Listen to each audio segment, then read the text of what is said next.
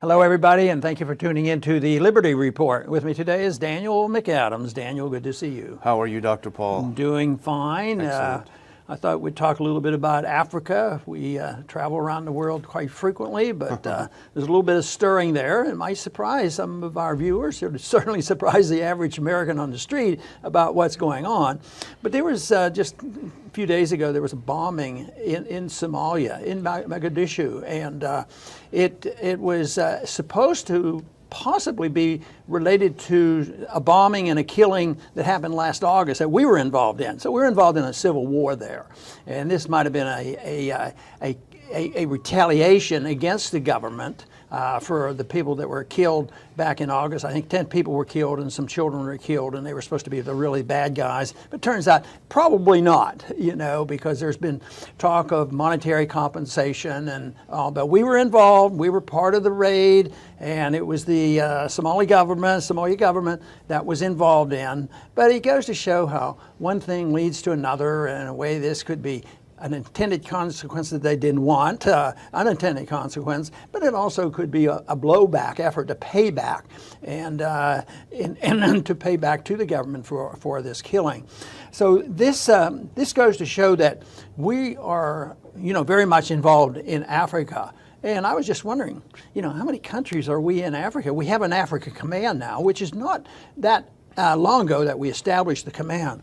But I have a map that I want to show, and I think it's an incomplete map. I think there are more countries than this because it doesn't even put some Libya in it. But the dark blue, shows where we are, that we admit to being there, and who knows where our CIA agents are and special forces, but we're involved there. And of course, this shows that we're significantly involved, and we're involved in civil wars. And of course, I think what we want to touch on today is the policy. Does Trump know about this? Is this a change in policy? And he doesn't like the terrorists. We should go after them wherever they are.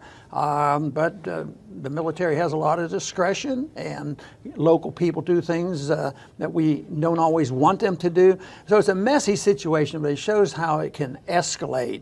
And I think that's part of what is happening here. This bombing just recently that killed 300. Most likely was a retaliation against something we were involved in August. And it just means that another good reason why, what are we doing there? What is the purpose? What are we accomplishing? But of course, the neocons always have a justification for being there. Yeah, and they say that we're there because we're fighting the war on terror. That's why we've been there. But the original attack was U.S. Special Forces along with Somali forces, and it was in a village called Barire, and apparently at least 10 civilians were killed, including a lot of children. And here's what we know about the attack on Saturday, which was a horrible car bomb. It killed 300 people, but the bomber was a former military guy. Barire was his hometown, apparently, according to press reports. So obviously he was motivated by a U.S.-led attack on his hometown. So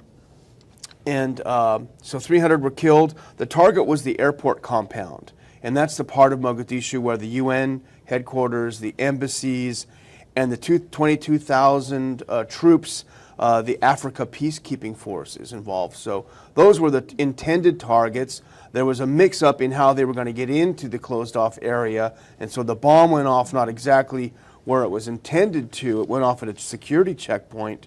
But as you point out, it certainly appears from what we know about what happened that this is a person, obviously a bad guy, but motivated by our presence in Somalia. Another irony about all this is the authority for this.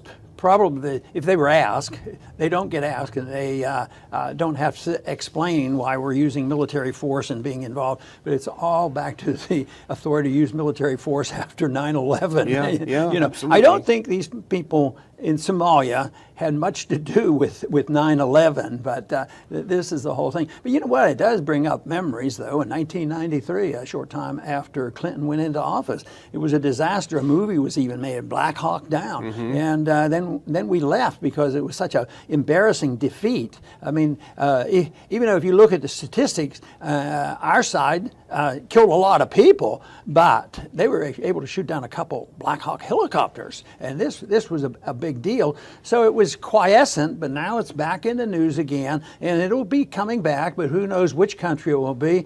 Maybe it'll even be a country that'll be in the news. It wasn't even on that map, back to Libya again. We've been there, and maybe now that some of the Al-Qaeda and others who are leaving Syria, they travel, and I understand a few of them were allowed to leave, so they may back to Libya. So Africa could remain in the news for a while yet, and of course this is a reflection of a policy that we have, and you just wonder who gets excited about making these decisions and how high up the ranking goes, or how much local military people can make some of these decisions that can be very, very serious and dangerous. Exactly, and the current justification for U.S. activity in Somalia is the Al-Shabaab group, and while they are a formal affiliate of Al-Qaeda, they've pledged their allegiance, whatever they do. Essentially, their goals are simply to set up an Islamic-based government in Somalia. They're not a global terrorist group. They don't have they don't plot, despite threats, they don't plot against the U.S. and Europe. They're focused on Somalia, which has been a pretty destabilized country since the overthrow of a strong leader that they had, Barre, a couple of decades ago. So this is a long, ongoing struggle. Al-Shabaab is part of this struggle, but it is contained in Africa. But it does give justification, according to Washington, for us to put, I think, at least 1,000 troops in there. But in a way, their activities are more similar to the Taliban. The Taliban, just trying to maintain order and control in Afghanistan. Their own country, yeah. And they're not going out. And this is the same case here. But for our justification, if we say Al-Qaeda, people get stirred up. And I don't know how the American people would react if you went out on the street. Most people wouldn't know where it is and what's going on, and wouldn't care that much. But maybe they would just say, well, they're bad people. We gotta kill them, because that's part of radical Islam, and these has to be they have to be radicals. Look at what they just did. They dropped this terrible bomb, but they wouldn't ask the other questions. What motivates them to do this? Yeah, here's a guy who's motivated to kill this many people. Himself be killed if that's the case. And it's over something that the U.S. forces were doing there. Now, we know that right now they don't necessarily target the U.S. and Europe. They don't have that kind of global reach. It's out of their possibility. However, how many more attacks on farming villages like this are going to radicalize and motivate them to become more? So we're actually creating circumstances by being involved where we don't belong. We're creating circumstances where we actually could be subject to attack. That makes no sense. And Robert Pape's book about suicide terrorism makes the point that the strongest motivation is to get rid of foreign control and foreign invaders in their country.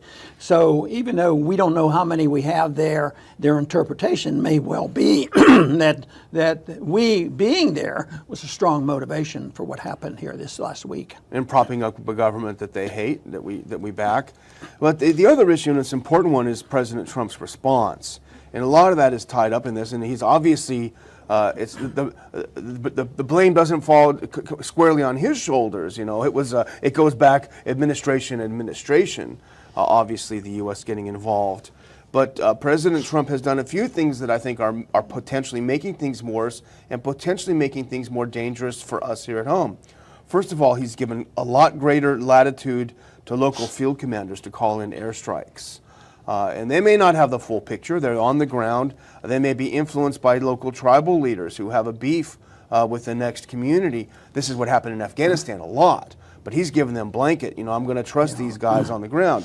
That produces greater civilian casualties. We've already seen in Afghanistan, civilian casualties are up 67% in the first half of 17 as opposed to the last half of 16.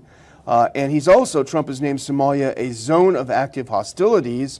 That means we can go there whenever we want, no reason for Congress to get involved. And now with this bombing, which was probably blowback for our involvement in the first place, he's widely expected to get us much more involved. Right. So round and round we go. You know, one of the internationalist competitors is China right now. They want to be a powerful force.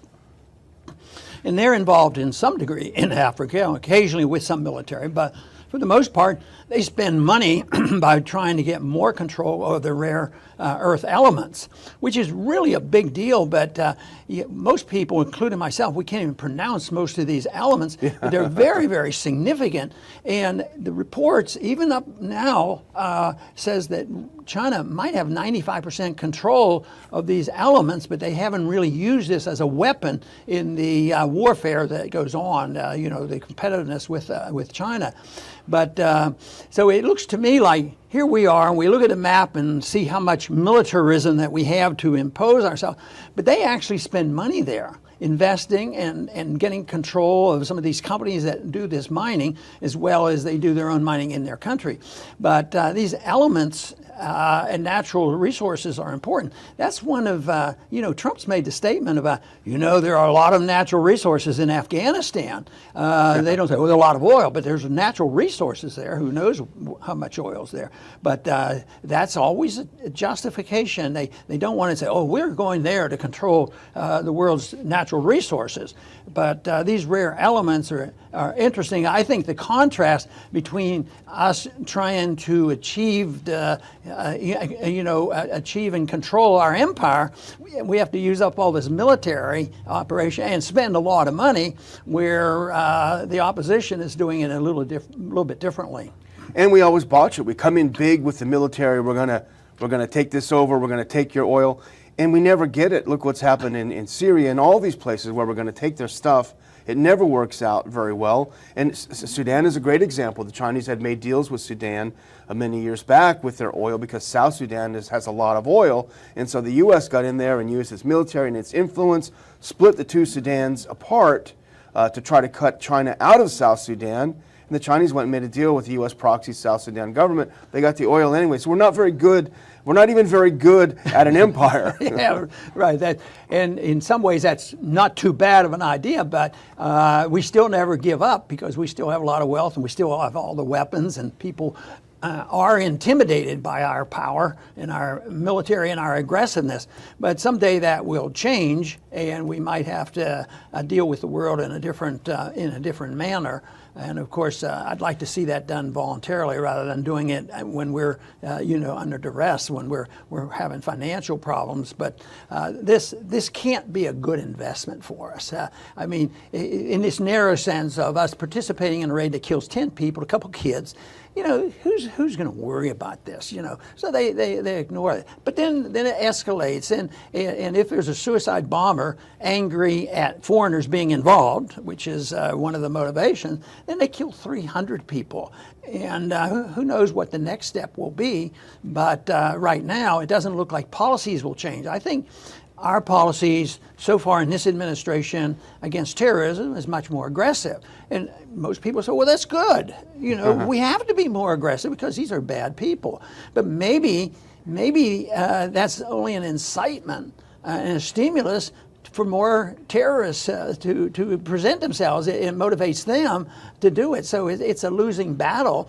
If the stronger we act, the more enemies we have, we're not going to solve our problems that way. It's almost like a perpetual motion machine that benefits only the military-industrial complex and the think tanks. Oh. But we hammer interventionism on the show constantly. That's our theme, and that's what we're all about. But this, once again, shows the follies of interventionism. Why is the U.S. involved in Africa? Well, we haven't talked about it yet, but the U.S. lost 4 soldiers in Niger not long ago. This terrible, these horrible terrorists, horrible Al-Qaeda. Well, why are we in Niger? What are we doing there? Well, it turns out we're actually backing up the French, who are having operations in Mali. Well, what's going on in Mali? Well, when the French conned the U.S. into overthrowing Libya in 2011, all the weapons and all the radical fighters went down through Mali and Niger and down southwest there. So you have all of these things that are created by an interventionism that we, of course, got to go back in and solve. So this is the folly of interventionism. And I think the only thing that has changed from the times of the Vietnam War and Korea War is we don't use massive armies. We use proxy armies, and we use sneaky attacks. We use the CIA and special forces, but it's the same type of aggression and creates the same type of hatred toward us, and they have to retaliate in a similar manner. You know, they can't. They're not going to bring tanks in and combat it with tanks, and we're not likely to send our tanks. We sent helicopters into Mogadishu, but we probably learned our lesson there. But we're always going to use the sneak attack and CIA, overthrowing elections, control things that way, rather than the big armies, which is, you know, slightly better, but it still can present a problem that can always escalate. That's where the real problem is the escalation that we don't know about. Nobody last week was thinking about, you know, we better be careful. We could have retaliation about us participating in this raid where we killed 10 people, a couple kids. Nobody would know that. But tomorrow it might be someplace else, and we can be assured that they haven't given up on Libya. I think that the oil and other reasons, we're going to stay very much involved in Libya. No question. And it costs a fortune. It makes us less safe. But I'm going to use my final word, if I may, Dr. Paul, to once again remind our viewers that you can help support the show, and you can get a little piece of history here. Dr. Paul's new book, The Revolution at 10 Years, looking back over where he's gone with his campaigns and where we're going. And it's very easy to get your signed, personalized copy. Make your $100 donation, tax-deductible donation to the Ron Paul Institute at the website there. Then drop us a line, book@ronpaulinstitute.org, and tell Dr. Paul who to sign it to, and we'll get it off to you right away. Through the month of August only, so act now. And I want to thank the audience for tuning in today. I know for some this may seem like an esoteric issue to deal with that's occurring in Africa today, but it also is a good example of the creepiness and how our foreign policy gets involved every place. And nobody said, why are we doing this? What is the purpose? And we wanted to just point this out, that we are very much involved, and this Africa Command is relatively new, so we have accelerated our presence in Africa. You know, if we had to invade all those countries with armies like the fascists did during World War II, that would be much more noticeable. But taking over these countries and being involved in all these civil wars and elections going on and assassinations, it's every bit as damaging to us. And unfortunately, the hatred toward us not only escalates, it lingers for a long time. I want to thank everybody for tuning in today to the Liberty Report. Please come back soon.